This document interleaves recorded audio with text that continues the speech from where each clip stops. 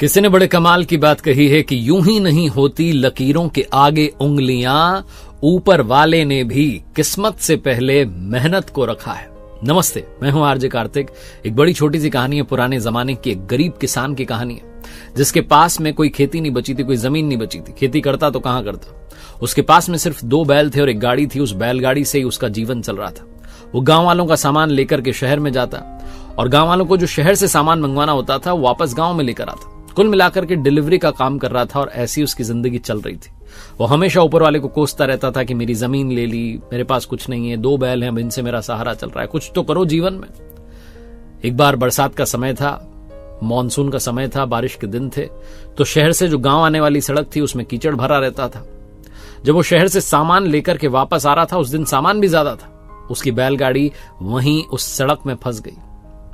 और जब उसकी बैलगाड़ी उस सड़क में फंस गई, उसने अपने दोनों बैल को बड़ा जोर दिया, उनसे कहा कि निकलो बाहर, लेकिन वो बैल भी ताकत लगा करके उस गाड़ी को बाहर नहीं निकाल पाए।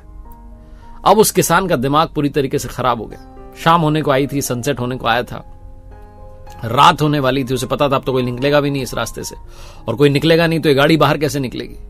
वहीं खेत में बैठ करके पास में वो भगवान को कोसने लगा कि आपने मेरे पूरी जिंदगी में दुख दर्द और पीड़ा दी है, इसके अलावा कुछ नहीं दिया। अब ये बैलगाड़ी अगर गांव नहीं जाएगी, सामान गांव में समय पर नहीं पहुंचेगा, गांव वाले आज की मजदूरी नहीं देंगे, मेरा घर कैसे चलेगा। आपने सब बर्बाद कर दिया। बस लगातार कोसे जा रहा था, किस्मत को कोसे जा रहा था। तब वहां से एक महात्मा जी निकले और महात्मा जी ने देखा कि बैलगाड़ी कीचड़ में फंसी हुई है, किसान खेत में बैठ करके लगातार कोस रहा है। तो महात्मा जी ने कहा कि इतना भगवान को क्यों कोस रहे हो, तुम अपनी गलती क्यों नहीं देखते।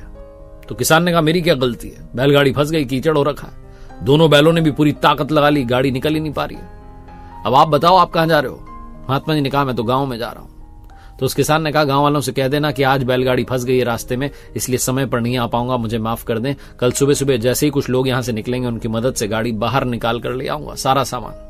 महात्मा जी हंसने लगे और कहने लगे कि यह सामान तो आज ही गांव में पहुंचेगा, लेकिन पहली बात तुम्हें वहां से खड़े होना होगा और यहां आना होगा, प्रयास करना होगा। उस किसान ने कहा कैसा प्रयास, दोनों बैलों ने ताकत लगा ली। महात्मा जी ने कहा बेटा तुमने ताकत नहीं लगाई, तुम आकर के प्रयास करो, बैलगाड़ी अभी बाहर निकल जाएगी। जैसे ही किसान आया और उसने धक्का लगाया, वो गाड़ी उस कीचड़ से बाहर निकल आई।